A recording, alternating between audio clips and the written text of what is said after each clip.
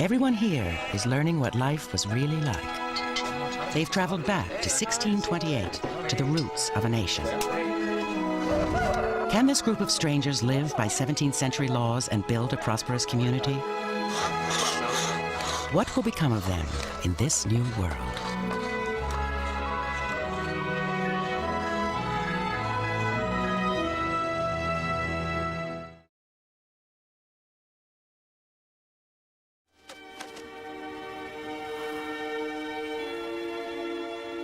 It's autumn in New England, and for the colonists, 4 months of living life in the 17th century are coming to an end.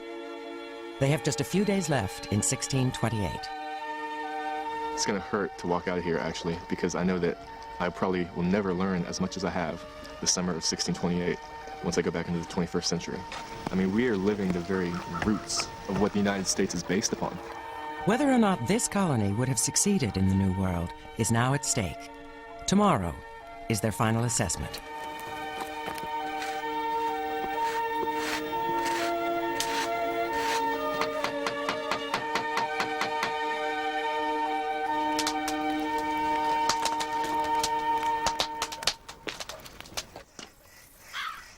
As the man in charge, Governor Hines will be held accountable if the colony fails. But confidence is running high. I would guess that I will be taking the assessment more seriously than most people, but frankly, I think that none of us will be giving it ultimate seriousness because we've assessed ourselves, we've made it, and we feel really quite good about ourselves now as we've come to an end. But I suppose if it were sharply critical, certainly of the governor's role, that it would affect me. Is this a viable colony? Could we survive here? Should we be, should they continue to fund us from Bristol? The answer's got to be yes. I think we're confident. Ouch. Ooh, it's hot. Before the assessment, the colonists will host a traditional English feast for 17 guests, including the 3 colonial historians who will be assessing them. The event will provide the colonists with their first opportunity to impress the experts. Governor Hines gives the group a pep talk. We are celebrating Michaelmas today. The feast that will occur in early afternoon will be the proof of our labors. The men, we are asking to do all of the meat preparation today. The fires need to be blazing by mid-morning, and certainly... Actually, I'll meet with them, and I'll somewhat modify what you're saying. Okay, the governor's wife will slightly modify that. The governor should have checked before presuming to give specific table directions. And could I talk to the women for just a minute before we break up? There's been a lot of planning for me. For 3 days I've been working on the details of this. You know, a single brain has to coordinate everybody's action. I'm certainly not doing all the work. Everybody's doing the work, but I've been sort of coordinating things. So there are dishes being cooked in all the houses today. Michaelmas falls around harvest time, a date on the English calendar when accounts were settled. In a good year, it would be a cause for celebration. Thanksgiving, as we know it today, didn't become an annual national holiday until 1863. I know. Little turkey legs. It's a wild turkey. Oh, wild turkey. Wild turkeys. Wild turkey, duck, goose, and venison have been provided. The rest of the menu is up to the colonists. It's a very odd one. Not very big, but a little bit odd. We've got some leeks and onions, mixed in with a little bit of sugar and olive oil. It's good. Both men and women have spent the entire morning preparing the meat and the vegetables and the corn fritters and the bread, so it's just so much excitement and hubbub happening, and we've got some very special guests coming, so, you know, it would be wonderful to have them see this incredible culmination of all our work. So we are, the boys, doing the spit roast and the goose. The ultimate test will be today with the meal. It's going to be a really good day. We have about 3 goose, 1 turkey, 2 ducks, and we've got like clams for starters. We've got salads on, the girls have baked about 4 or 5 different types of cakes. It's going to be a huge feast, and I'm just going to be gouging like a pig today. We have a full keg of beer, 256 pints, which Dominic has required my services to make sure it's okay, so cheers. Ah, beautiful.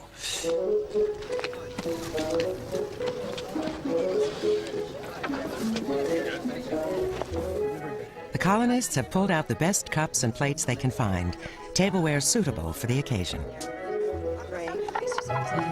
So we got nice pewter, and we have large wood, and then we have these ordinary people trenchers.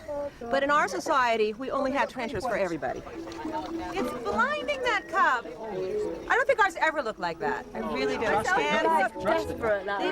With no mirrors, the colonists haven't seen themselves for 4 months. Oh, I look like the old man on the sea. Yeah, things sat at the top. Ernest Hemingway had nothing on this face. Yuck. Yeah, could we stop looking at ourselves and continue setting the table? Beautiful. I can't help it. We're putting all of our side on one side of the table and all the guests on the other side of the table. And I'm trying to line people up across according to rank order. The last time we did hierarchical seating, people were pretty annoyed. The colony isn't really used to it. We want to be more egalitarian than that, but I think people now are resigned to seating in rank order, and I don't think there's going to be any quarrels or grumbles this time. Oh, I wonder who written this out.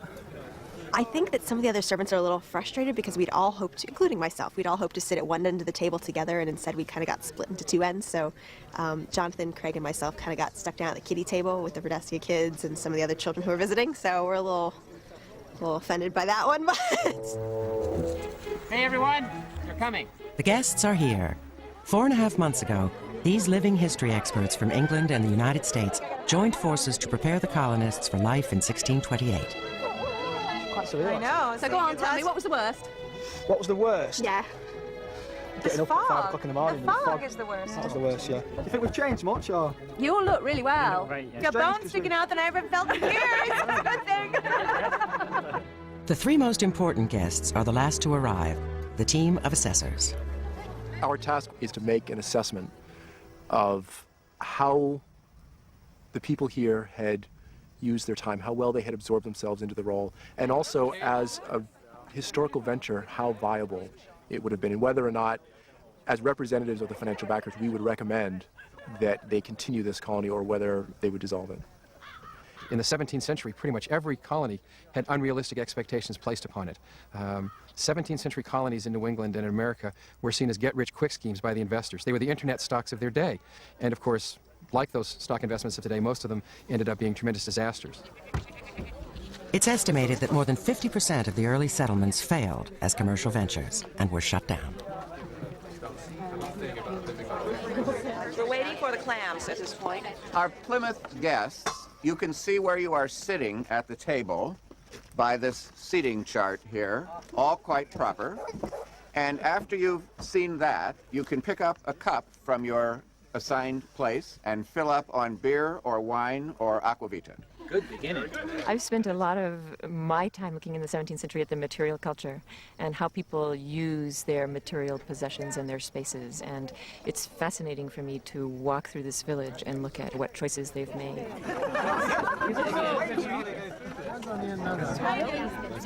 Not one. It's funny how the sense hit you when you come over that hill. It's a visual. 1628 Cologne, not the ladies love it, yeah? The latest thing. English folklore says, if you eat goose on Michaelmas Day, you will never want money all year. With the assessment looming, the colonists are hoping for just that kind of luck. I think it is now time actually to toast this side of the table. We have gone through extraordinary things together. We have worked extremely hard, and we outdo any neighborhood anywhere in the United States. We were thrown together, a ship of fools, and we have made really extraordinary accomplishments for which we are very proud, and we drink very un-Puritan-like to ourselves.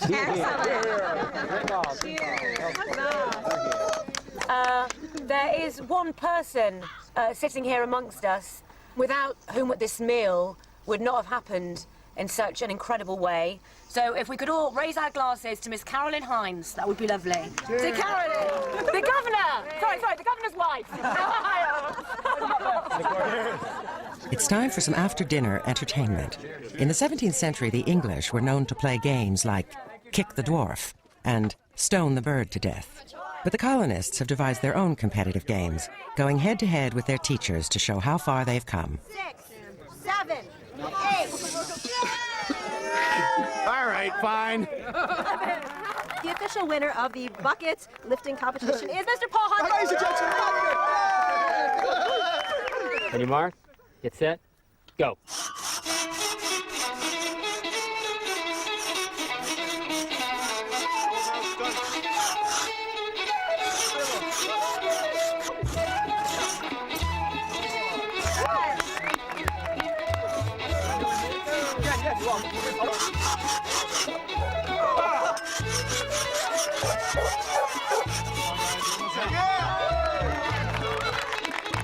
Don Wood cuts wood for his early morning entertainment. There's no surprise there.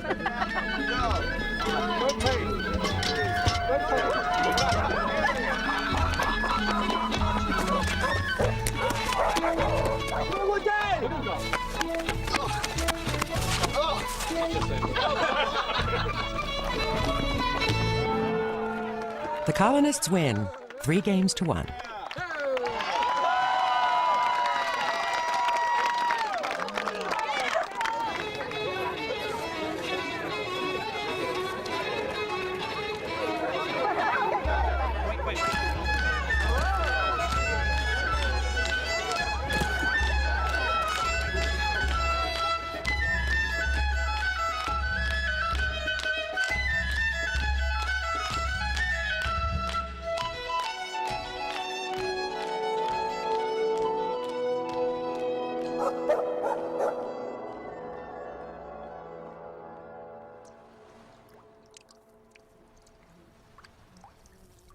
The party is over.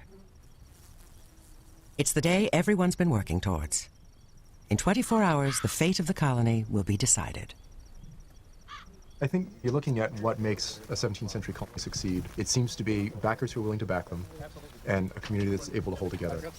Please come in, and we're so pleased to have you. The assessors will be examining every aspect of the colonists' performance over the last 4 months. First question, how well have they managed their livestock? We actually built 2 different goat pens. The first was unsturdy and kind of fell apart, and the goats were all over the place. Yeah. So it only took, believe it or not, 1 day to build this goat pen. 1 day, didn't it, Paul? Yeah. How many people working on it? Probably about 10 guys. Yeah. Well, that's good though. But yeah. Basically. Yeah? I think we hit the jackpot when we had 12 piglets with Mama Sal. Because it was one of the best days of me and Paul's life, actually. Not just in the colony, but in our life, because we helped deliver these 12 piglets.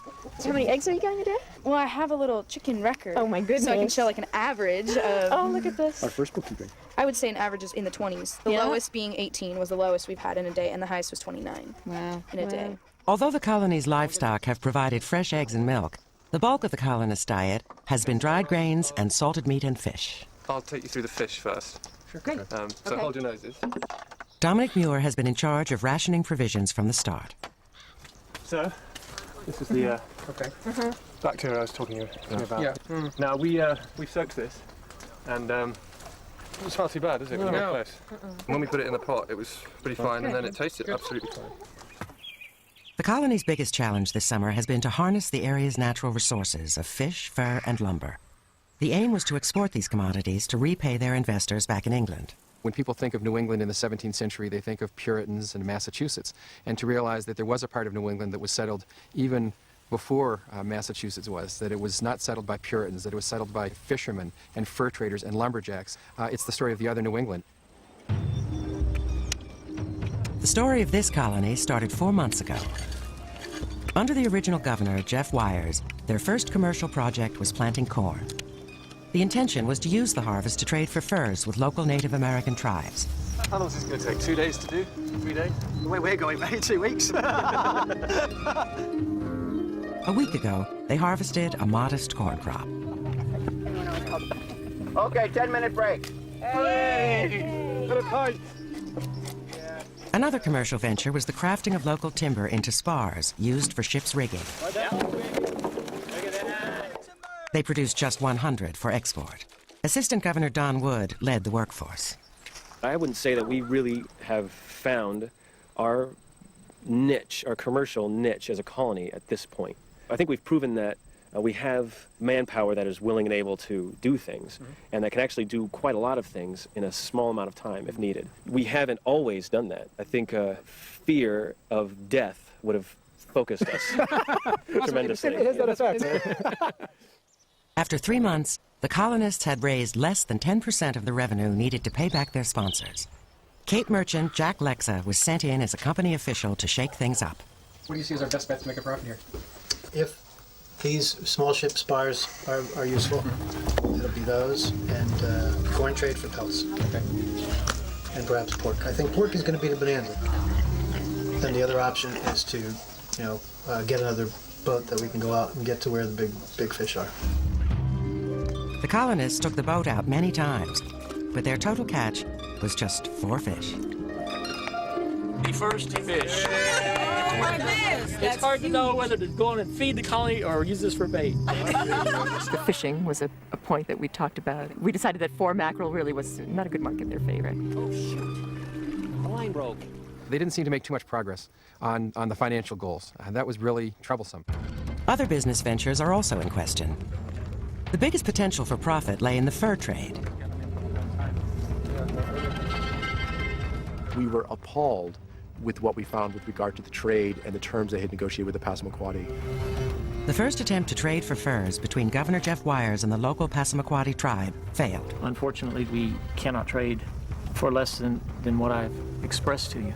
I just thought they were worth what we were asking. We had to be the hard-nosed representatives of the company who said, look it, you've been set in one of the most prosperous fur trading regions in North America. This is a gold mine. No one ever entered the fur trade without getting rich, and you folks are losing money for us. The second attempt was with John Voorhees at the helm. I like that trade. It's a good trade. John traded goods worth 8 pounds for just 6 pounds of furs. I mean, if you're going strictly by figures, then you would have to say that we have traded at a loss. However, the relationship was strengthened considerably on this last trade, and we also keyed them into the items that were preferable for the company back in Bristol. On the one hand, we were torn with saying, you should redouble your efforts in the fur trade, and on the other hand, we're saying, maybe we shouldn't let them trade at all, because if we let them trade more, they may lose more money. There weren't just commercial failures, there were social ones, too. 3 months ago, in an attempt to impose social order, Governor Wires handed out scarlet letters to any 17th century lawbreakers. The most serious crime was refusing to attend Sunday worship. The conflict that ensued nearly blew the colony apart. When you talk about the Sabbath, I think this is an issue that we've been concerned about throughout the project, and that is, how do you enforce 17th century morality and legal systems in a 21st century population? We're trying to do 2 things here. We're trying to recreate the material world as well as the sort of intellectual world, and I think that created some problems here. Michelle Voorhees, a non-believer, was staked out in the cornfield for skipping Sabbath services. She was soon joined by other offenders. How do we deal with this? Because obviously this is a serious impediment to a successful colony. The previous governor threw his hands up in the air and announced that Sabbath enforcement would no longer be enforced. In your hands?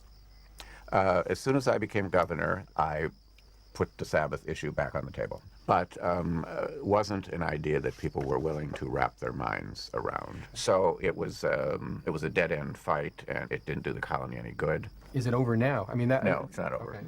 John Voorhees refused to force his family to attend Sunday services and resigned from the governing council over the issue. I think we're done.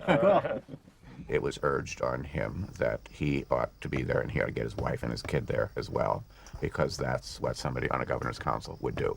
So it's not about his Christian faith or the lack of it. It was about what the colony needed. Do you still feel comfortable supporting the governor and the government of this colony? I do support the governor currently, and I think that he has the best intentions for the people of the colony as he sees it, and also certainly he has the company in mind. Has he been effective?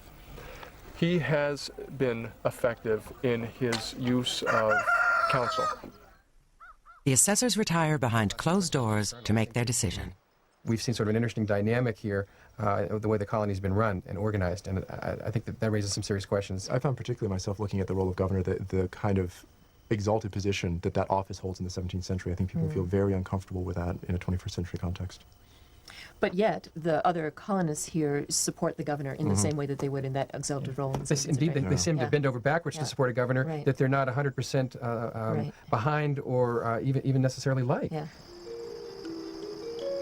Can you see this as a successful colony 10 years from now? I'm very concerned about the rapid turnover in the government. There's been a lot of instability. Who's responsible for the success and failure of the colony? We don't quite have our finger on that yet. The economic viability here is the real sticking point. We got to know these people. We hate to hurt their feelings. At the same time, there may be changes that need to be made if we decide to keep this afloat, right? We've heard what they plan to do, even though they haven't done it yet. Yeah, it's a good story, isn't it? Oh, sure, we're planning on building a church. We're planning on building a palace. Well, you didn't do an awful lot this summer, so how can we trust you that you could really do that?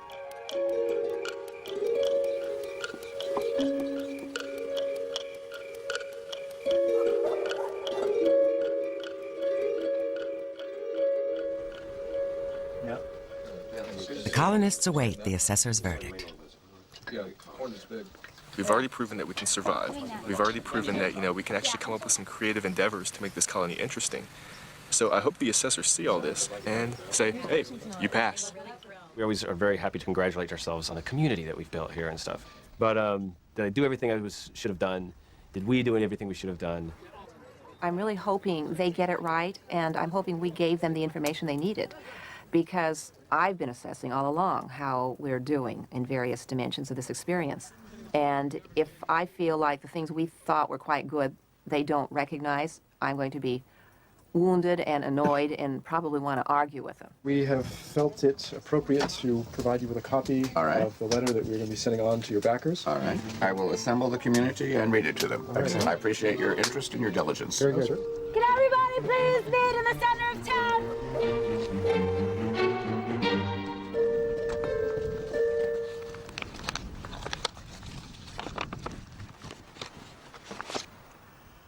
We write to provide you with our assessment of your new colony in New England. We will here lay down not what our ears hath heard, but what we have with our eyes seen to be true. To date, the trade for fur hath been the financial ruin of us all. Of the 25 pounds in trade goods shipped, they have traded for only 6 pounds, 4 pence in pelts. Though this has cost much in trade, it has brought peace and friendship necessary for the colony to flourish. I'm certain that there was a factor of them knowing the history of European native relations and not really wanting to be seen as replicating that. But as a trading venture, they failed completely. Though the settlers have achieved success with their Indian corn beyond our expectations. They planted an acre of ground and received at least a 50-fold increase in their seed, despite a short, harsh season. The corn yield was a little tougher. We talked about that for a bit, because in Virginia they're coming up with a yield of 200 or 300 as opposed to 50, which they got here, but we thought 50 was pretty good for this area. We didn't think they'd get that high at all. We will speak somewhat of the timber. They have produced some 100 spars. We see this as their most vendible commodity and hope it might fetch as much as 50 pounds should the market prove favorable.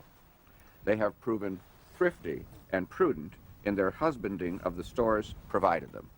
The accounts of the supplies have been well rendered, though we suspect some small discrepancies in beer, stores of which are now spent. Thankfully, the colony has not been yoked with idle and unruly servants. They have served their masters well. I'm hugely impressed by the servants. I think in some ways they're the unsung heroes of this adventure. They've really probably come closest to what a 17th century person would be thinking and feeling than many of the other people here. Finally, it's time for the colonists to hear their fate. Given the current conditions of the colony, we recommend that the colony continue.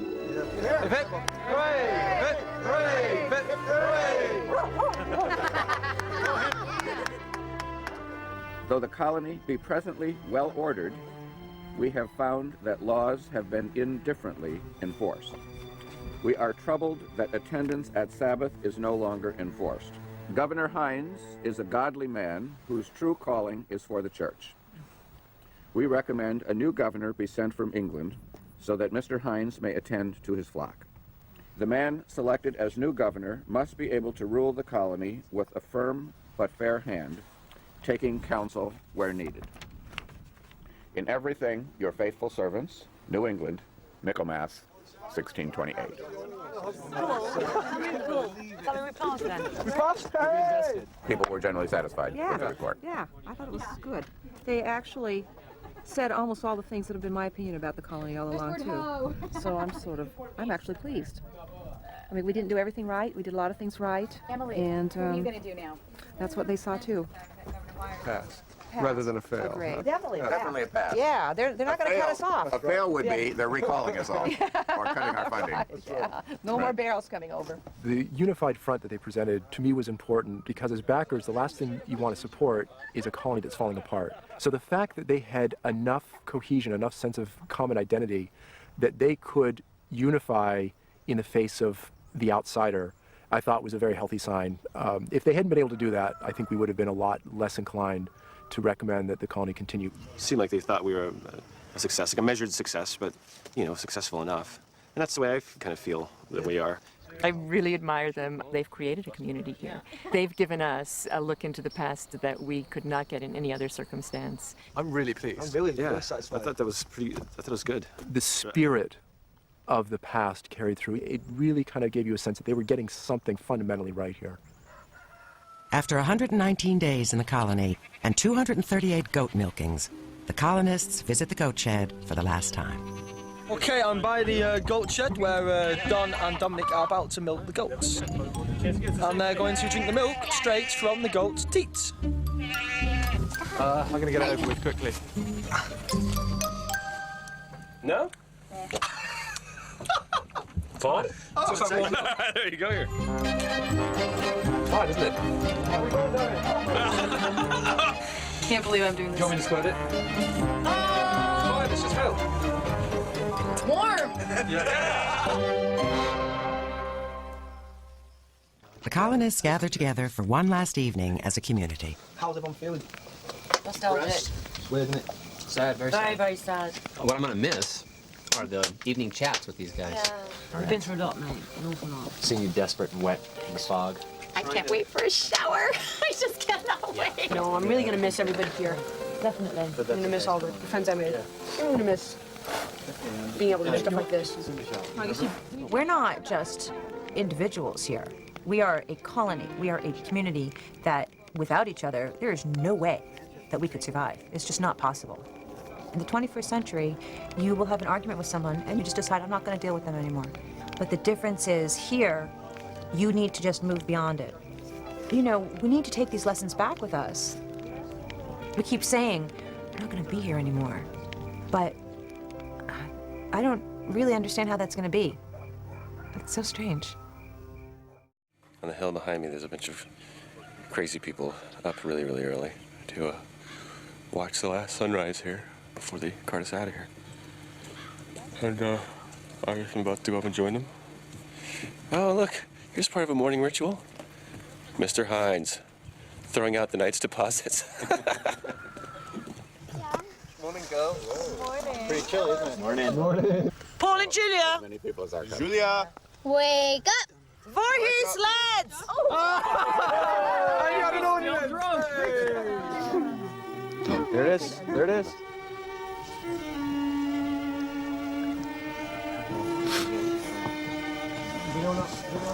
We've run the race. We've kept the faith.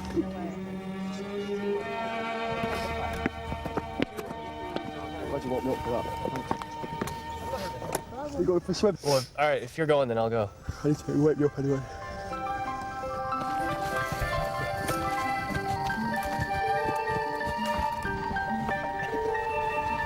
Tell you what, I know so stupid things in my life. This is insane. The love of a life on the water.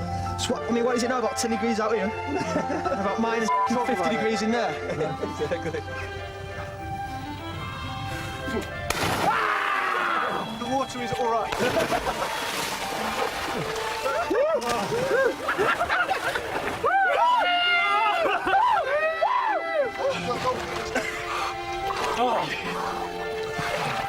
Can I get any salt?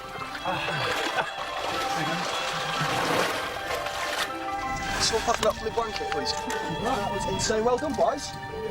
It's a big thing for me, mate, to dive in that water that cold. Didn't seem like a big thing to me. That's not me with my sex life. It's just like another day. It's like another day. It feels like get up, go out there, chop some wood, go hunting, sharpen tools, do whatever. It feels kind of surreal that this is actually just over. Just period, full stop, no more. Just cut it short and go back. This has definitely been our home. It's been our home. It's just hard to know that you can never come back. That's the hard part. You just never go back. I have not been able to write a symphony, or I've not written a great American novel since I've been here. When I came here, I was like, well, it'll just be something cool to do with the summer, something like that. And then you do become invested in it over time. It just sneaks up on you. First time my mother ever saw this. Of course, I'll miss Don and Carolyn Hines, maybe just out of force of habit. but I will miss, this sounds odd, but I'll miss sleeping at the foot of their bed because I've just grown so accustomed to it. So are we out of here? Goodbye to this house. Wow. Give Jonathan his last hug. Can you take one last hug, Jonathan, under the circumstances? It's been amazing. Passport? Yeah. Wallet? Let's go.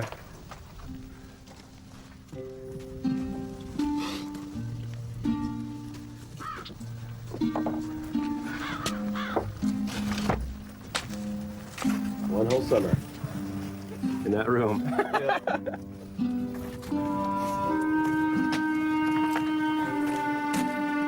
Henry.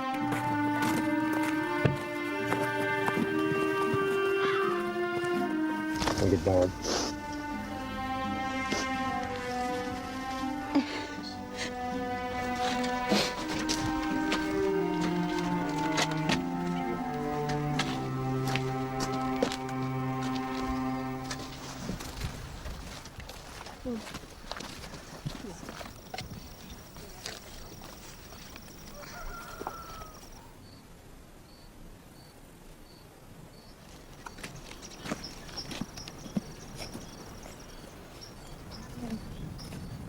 I'm surprised I'm crying.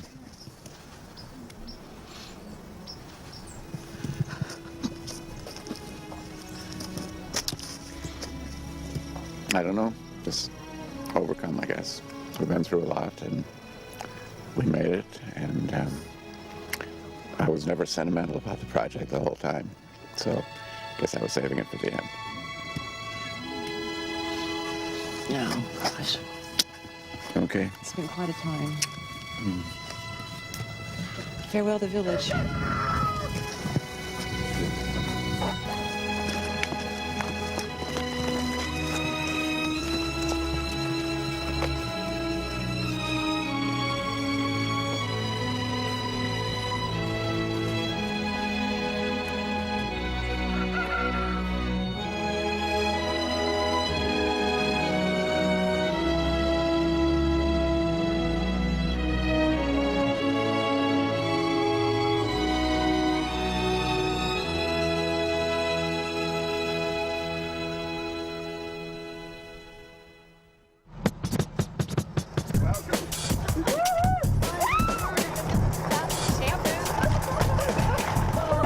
Look at this place. It smells disgusting.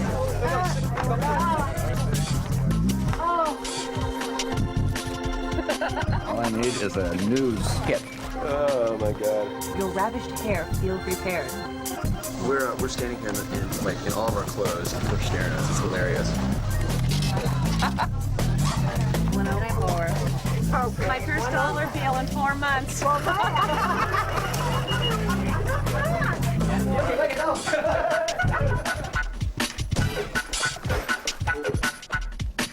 This is bigger than our house. Oh my gosh. I can't quite believe actually how incredibly dirty I am. That is just pure and utter dirt. That should be that colour. And that is all the cooking over that hearth. Look at that, look at that. That is just ingrained, that is ingrained dirt. Who is that person? Oh my gosh! Some old bum they let in.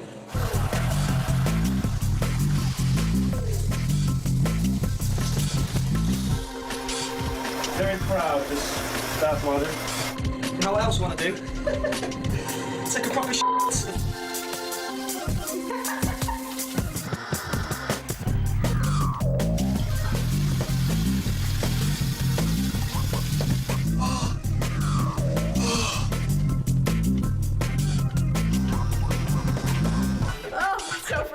Exfoliated, shaved, scrubbed, shampooed.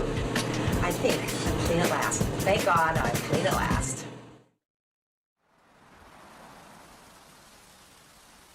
The colonists have begun to take stock of their experience. Don and Carolyn Hines are on vacation before they resume their roles as university professors in California. One hates to be shallow, but I have to say there's wonderful comforts in this century. And gives you time to do other things, you know, more intellectual things that there would be no time to do if you had to keep living the way we live there. Wool socks, hot coffee, newspaper. It was an extraordinary 4 months, and I successfully endured it. It was probably a good experience for somebody like me, who might be accused of living too much in his head.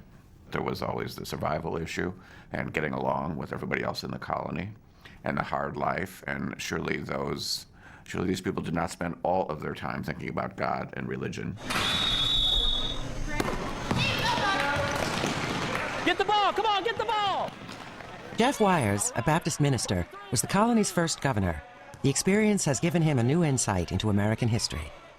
The sad thing about the colonists, is one of the things I learned, is that they fled religious persecution and then came here and fell back into it, their own form and their own brand. How do you balance freedom and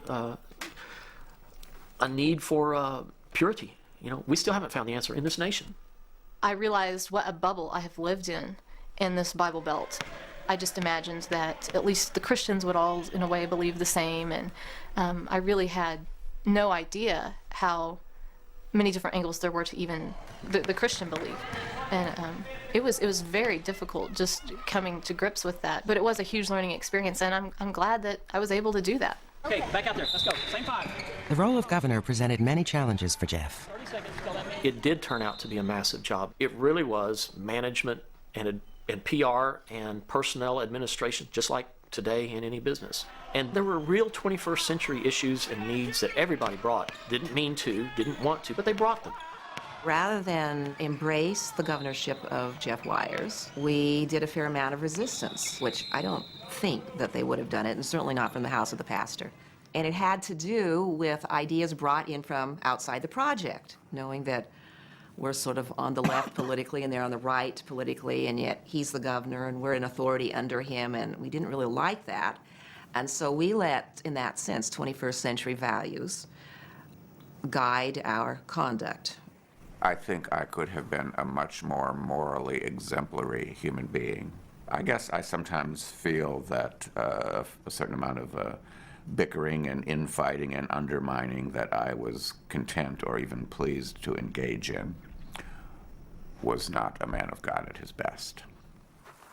After the Wires family left the colony, Don Hines took over as governor. Though the colonists publicly supported his leadership, the assessors did not. It wasn't a ringing endorsement of my governorship. When the assessment letter commended me as a man of God and called for a new governor, Carolyn hit the roof and was impossible to live with for almost an entire day. I blamed him, though. I didn't blame them. Because they actually asked him. They said, what's more important to you, being governor or being pastor? And he didn't pick up on where that question was really going. And so he goes on and on about being a man of God and how important the ministry was to him. And he never got around to how much he'd enjoyed being governor and how important he thought that was and how he'd wanted to be governor all along. The Voorhees are back home with friends and family.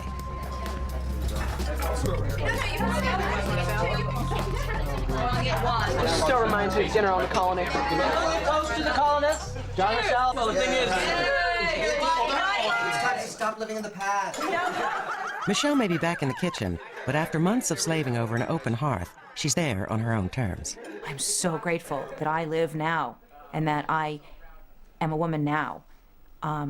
And I can be who I want to be, and I can say what I want to say, and I can do what I want to do, and if I don't want to cook tonight, let's order out, honey, you know, or you cook. I don't care, but I'm not doing it. Go to the well with a big For Giacomo Voorhees, being an 11-year-old in 1628 was an experience he will never forget.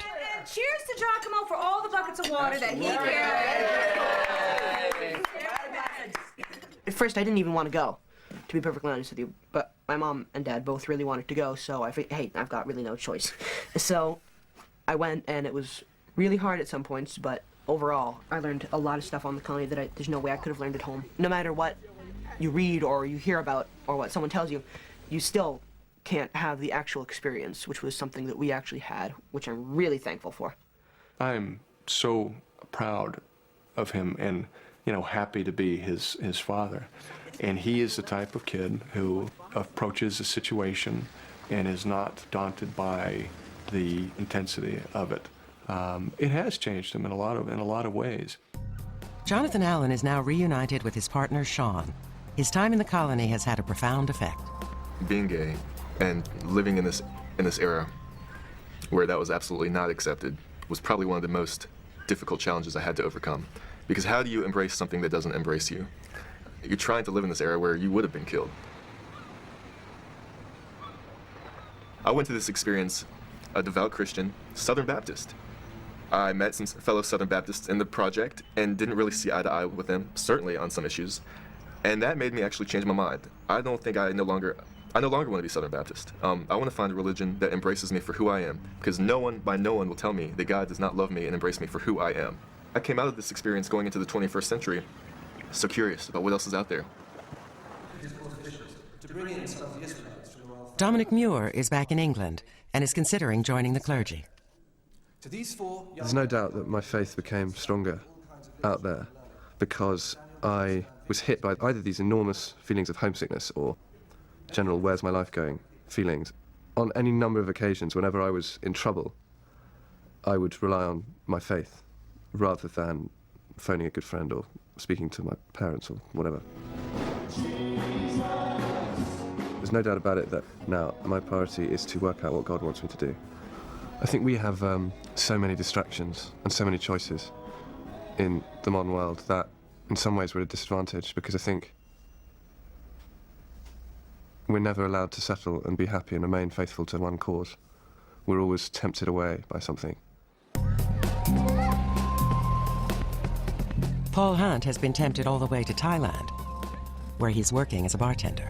As you can see, my life's pretty good at the moment. So I've got my freedom back. I can do what I want. I can say what I want. I can drink beer when I want. No more rations. Dominic ration is out 1 beer a week. No chance. So it's all these little things, you know, and after a while I have to step back and look at it in a different picture. Think, whoa, man, 5 months ago, you know, you was absolutely going cold turkey over 1 beer a week. You know, I have 8, 9, 10 a night if I want. You know, it's just insane how different it is. Don Wood and Henry are readjusting to life back in the big city. It's noisier, definitely. It's shocking to me, like, how noisy it is sometimes, you know.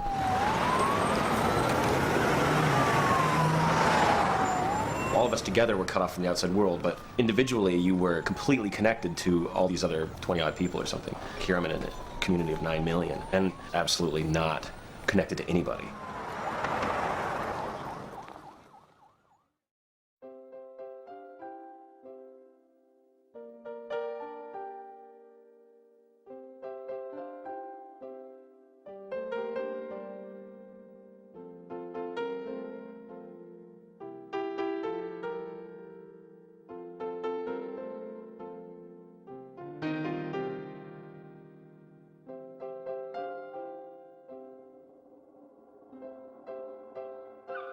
This seems like a completely different lifetime. I don't believe in reincarnation, but it really feels like, oh, in my other life, I was an indentured servant in the 17th century. You know, there's so many wonderful memories there and things that will never be able to be relived, things that you can't ever go back to. It's not an amusement park that you can pay a ticket and go revisit. I think maybe I've never had that kind of intensity in my life, and I think maybe I do miss that. We shared something that has made a mark on our lives, and it's not going to go away. It was tough. It was not fun. It was dirty, dangerous, but my God, it was worth it. Yeah, thanks. Welcome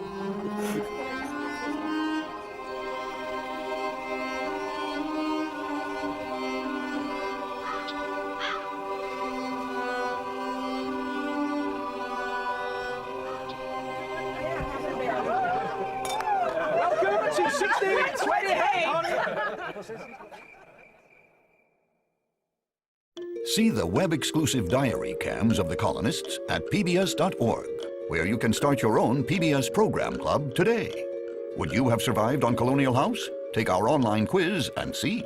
We've laughed and we've cried, great friendships we've made, have traded our goods and in prunes been paid.